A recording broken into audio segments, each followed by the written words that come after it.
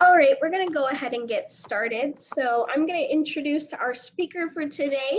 My name is Alexandra Briggs. I work for the Office of Student Life with student organizations. I'm the student organization specialist, so I help with clubs that are looking to start, clubs that are currently being maintained by the college, and all of the officers and advisors that are involved with them. So my job is pretty awesome. So this is a workshop to talk about elections and the elections process, because we know that as spring happens, every year we get to the point where our students are graduating and we're trying to put new officers in place, and it's a very complicated, stressful process. So I thought that this would be a great opportunity to teach you guys a simple way to host your elections, so that way you can have less stress and have more ideas of a more cohesive way.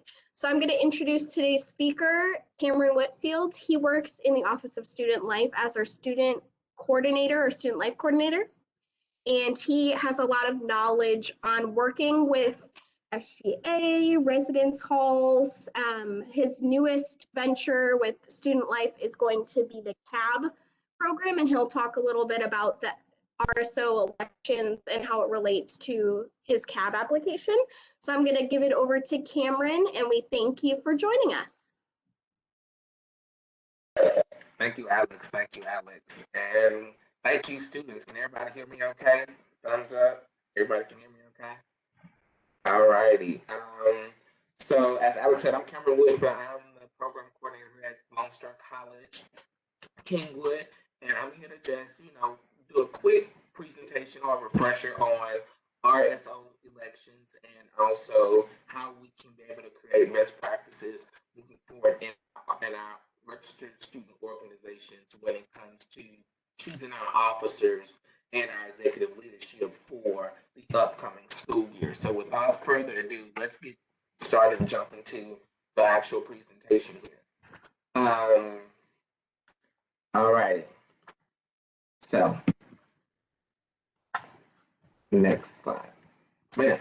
So pretty much today, as the audience member, you will be able to understand the importance of student organizations, executive board elections, and identify standards elected positions. And so I'll get into that a little bit further. And then we'll also understand the election process and organizing an election timeline. And we'll also provide best practices for an effective and successful RSO election.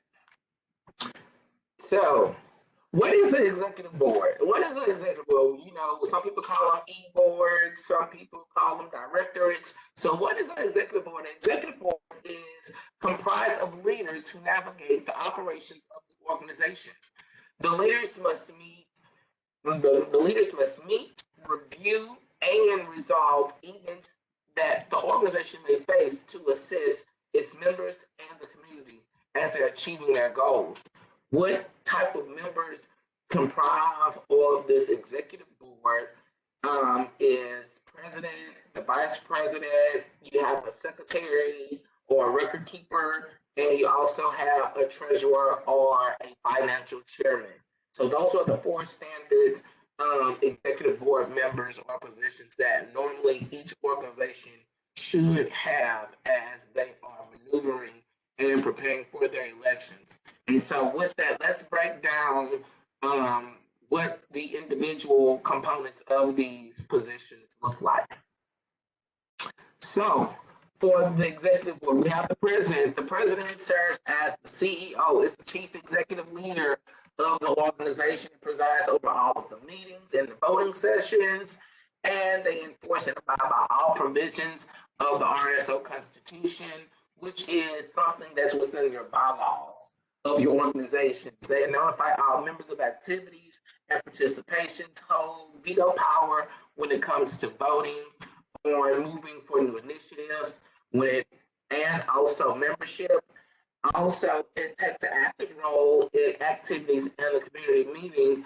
A president is normally viewed on the forefront or the front of the lines when it comes to leading the organization as a servant leader, and also works hand in hand with the chapter advisor to ensure that not only that the organization meet compliance and deadlines, but also strategize on how can we refresh the organization and how can the president work with the other community and community members and organization members to ensure that the organization is a success for years to come.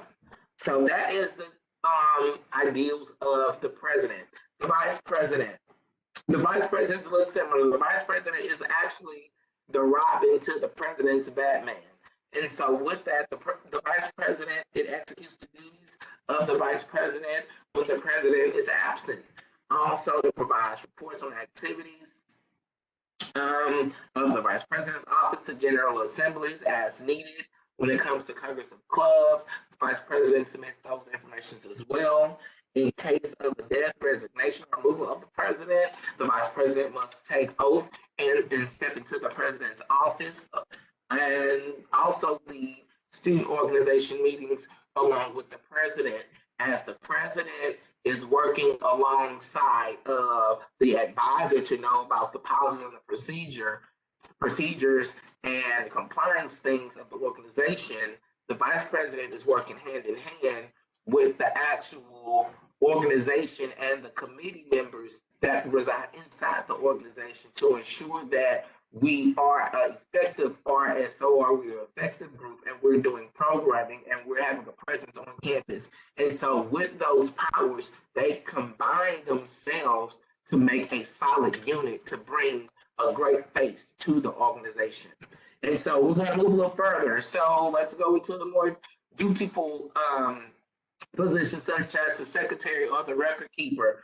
The secretary keeps accurate minutes of all meetings and the regular student general meeting and also the executive board meetings, making sure that all conversations have been identified and has been documented and written. Organize and maintain files of all committees.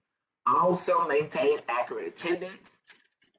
Maintain all files of the RSO. Provide reports and committee standings to the general for general membership for recording purposes, and also maintain a chronological record of different phases and lineages of officers from year to year. Administration documents. The treasurer is the money person, is the controller. The treasurer organizes and maintains all financial files for the organization. The treasurer also assists the chapter advisor in oversight of the budget. And the treasurer also maintains financial files for the RSO, retain and archive receipts based upon what you're spending. So say for instance, if you are looking for t-shirts and things of that nature, yes, your treasurer is working with your chapter advisor and notifying the chapter president, and they are working hand in hand to ensure that the funds are available for the shirts so we can be able to process them, send them to Ms. Briggs so we can order them, and bam, that's how we get shirts. That's how we utilize our treasurer when it comes to a process. Just to kind of give you an idea of what that looks like. I also provide financial update reports for every chapter meeting or every organization meeting that you all have. And so pretty much these are the standard positions of the executive board. Some may have a little bit more positions, such as a historian, those who keep records on files of different events and historic events that have occurred in the organizations from the time of the beginning of the founding of the organization to the present. You may have a sergeant at arms or someone who keeps order and the decorum of the meetings. You may have a board such as comprised of all former presidents that sit on a specific advisory board and be able to have a sense of presence when it comes to giving advice in the growth and the camaraderie of the organization or of the chapter. So you have other executive board members that could be added. You just have to be able to organize it and consult with your advisor to be able to make your executive board fit your organization with your targeted audience and also along with the mission that you really want to see. Or you guys woke up there. If it's anything that you want me to stop and talk about, go ahead and write it in the chat. And Alex, could you just tell me to stop if someone has a question or if I'm moving too fast? We're going to go into the next slide. So, what does the application look like? This is pretty much a standard application, and pretty much, for example, as we talked about CAB, which is Campus Activities Board, which is an organization that we're founding in the upcoming school year, we want to be able to have a sense of transparency and consistency when it comes to applications across the board. So this is just a standard e-board application where you're able to put your name, the office that you want to run for, of course, your address and all that good information. From there, we want to go with your student ID number so we can be able to identify and verify that from when you're a student and, you know, verify GPAs and things of that nature and academic standings and all that good stuff. So I want to be able to put your GPA signature. From there, you have different lists of different rules, or not different rules, different elements or check boxes that you might want your candidates to have, just so you can see if they have the buy-in. And so buy-in of the students or the students within the organization. And so for me, as it comes to the CAB application, you know, one candidate information sheet, you know, we want you to be able to write a letter of intent on how well you can service this office. What's your platform for this office? What are your 3 points of power that you want to have when it comes to you serving in the leadership? If you're running for president, what are those 3 points of change that you want to be able to incorporate within the organization to move the organization along? If you want to be a treasurer, what 3 points of a platform that you want to be able to tighten up the financial responsibility? If you are a secretary or a record keeper, how are you going to be able to make that information that we have currently a smooth transition for upcoming leadership? How about tweaking the Constitution, making sure that it's updated when it comes to us transitioning from a face-to-face model to a virtual model? Doing certain things of that nature. Vice presidents, what are your platforms when it comes to aiding the president, but also moving the organization into a better and a new time? So everyone has their platforms of power that they can be able to gravitate towards. And so with that, you want to be able to utilize that as we're looking at this checklist. We want signed candidate information. We want, it may not be 50 signatures, but how many people in your organization agree and believe in what your 3 points of power will be. And so you want to be able to get signatures and the buy-in of those constituents who will vote for you. And also, we want you to be able to, of course, attach the detailed resume to look at your professional skills and sign an acknowledgement form that you understand that you will govern yourself by the guidelines when it comes to campaigning and future endeavors when it comes to the election process. And so pretty much this is just a standard application. Yes, when you do turn your application in, it's completed in the packet. You might want to, I prefer applications to be typed because it lets the viewer and the election commission knows how serious you're taking this office. And so how serious you, when it comes to your letter of intent, what your platform looks like. If you want to be able to draw out graphs and a good demographic, do good research, yes, all of those things compiled in this packet really speaks out. So if we have packets that are typed, wow, okay, they took time. Back in the day when I was coming in organizations, we had to use a typewriter. So we didn't have PDFs. And so that really made those who was looking at the advisors that were looking at the packets for intake, it really struck something with them, letting us know that, hey, these students are very serious and they're going to move this organization from point A to point B to a brighter future. And so with that, yes, if you could, we prefer to have your applications typed, or you can recommend that your applications be typed. If it's handwritten for those who may have circumstances where they can't have access to technology, or if the application is not technology friendly, then yes, accept a handwriting application because you want to be able to give every student the opportunity to be able to be a leader. And so from there, we're going to go to the next. Timelines. So, step one, create an election packet. So, with that, you want to be able to, and normally this is the vice president's position of the current year. The vice president normally works with the RSO advisor or the organization advisor to properly plan the election process for the upcoming officer intake class.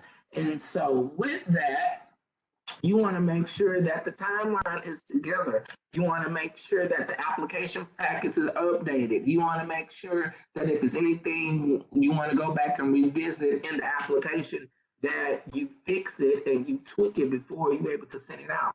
You want to be able to have the standard dates already marked on when you want to have meet the candidates, when you want to have a debate if it's more than one candidate running for more than one office.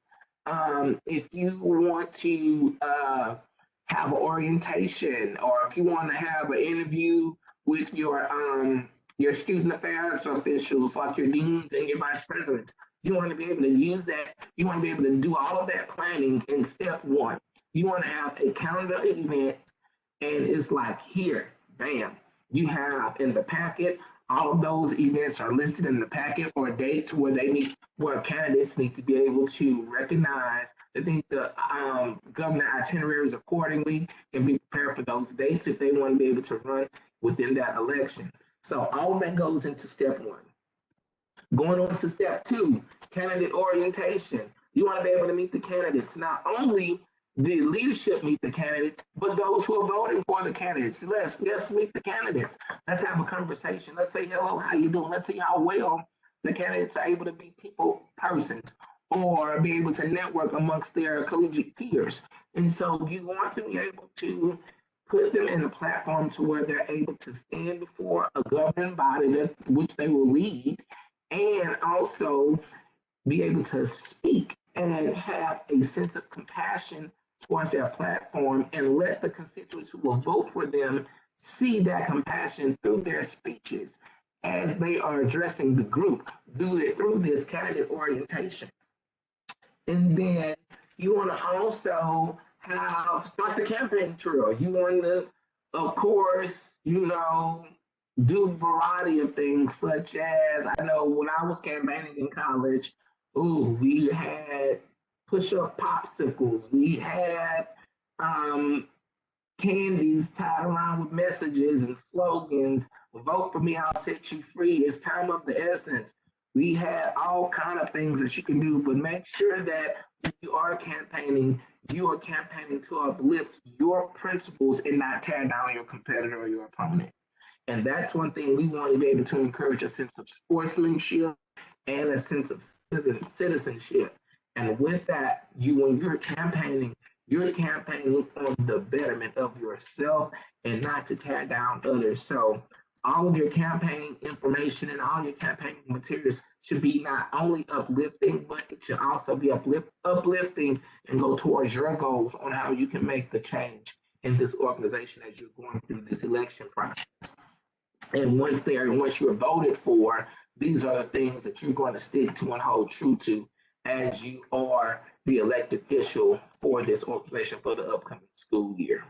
And then lastly, you want to be able to vote. And voting now is different because we are not in the same place. So it's difficult for those who are able to put a hand on the voting process. And you may be able to use software like FormStack, SurveyMonkey, and have different components to where you put your ID number in, verify the IDs, do things of that nature to make sure that nobody is voting twice, or somebody who's not a registered student is false voting. So you want to be able to put all of those things in perspectives when it comes to the voting process. All right, next.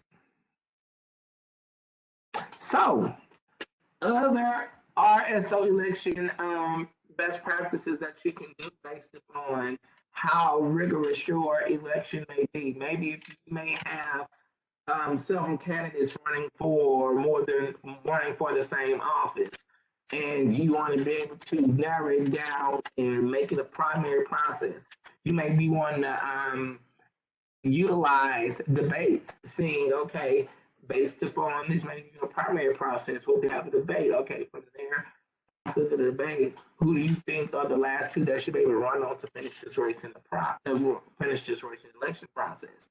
Also, if the votes are too close to the 2/3 margin for the voting, we may want to think about so that go back to step one. What happens if the candidate does not win by 2/3? Okay, let's do the runoff process. What that runoff process will look like, what that timeline for the runoff process will look like. So we always have to be able to jump in and figure out the what if before it even happens. And so that is one of those things that we want to think about as we are planning in step one. Then the candidates meet, where you may want to plan like a small virtual Zoom session to where candidates are on the Zoom call and are just able to have a quick casual conversation with the constituents of those or the delegates who will be voting for them. And then lastly, you want to be able to have an advisors review to where each candidate will be able to sit and have an interview with the advisor, and the advisor's score is taken into consideration when it comes to the voting process. And so those are different practices that are used at other campuses and other organizations when things get a little bit too tangible. And we also want to make sure that if it is one of those things that gets too tangible and you have to utilize these practices, you always want to make sure that you go back and you vote upon it and amend it to your constitution. And so we want to make sure that you're following all the Lincoln Douglas guidelines and the Robert Rules of Order guidelines when it comes to running and organizing your RSO elections and your registered organization processes. Other than that, I believe that is it. If I have any questions, I can take some now, and we can. I'm gonna stop sharing my screen. Thank you so much, Cameron. I'm going to give us a couple minutes to see if any questions come in. I hope that you guys take this information and make sure that you're really listening to that information, because it's important to have a process in place. And I know in the past, you've had bylaws where it just says this person is going to be elected at this time, or 3/5 vote, or something like that. But if you want to really make your RSO work like a well-oiled machine, I'll say, it's better to have this process in place where you're electing a similar set of people each time. That doesn't mean that each time you're going to have 4 positions available. If you don't have the membership, you could always do president, vice president. If you have a couple people that all want to do like a vice president of a different section, so like someone over, events, someone over budget, someone over, community service, you could have them be vice presidents of different positions and different community outreach. So that way they all feel like they are contributing in the same manner, but don't let them think that a title is all they need in order to succeed. Because whether they have the title or not, that doesn't mean that the work's done. Once they are elected, they have a lot more work to do. And I think Cameron summarized that really well with the positions as well. So, and it doesn't look like we have any questions. Cameron, do you have anything else to add? No, ma'am. Thank you all for the opportunity to share with you all. And Alex, thank you for allowing me to present. Thank you, guys. And thank you to our wonderful interpreters today, and Leah, who's doing our multimedia chat so you guys can read along as Cameron is speaking. We appreciate you being here today, and we look forward to seeing you at the next RSO workshop, which will be next week. It is the fundraising workshop, so it'll be on Tuesday at 12:30. So we'll go over the ins and outs of fundraising, different ways to fundraise, and hopefully that'll give you guys some ideas for the future. So thank you all for coming. Have a great day.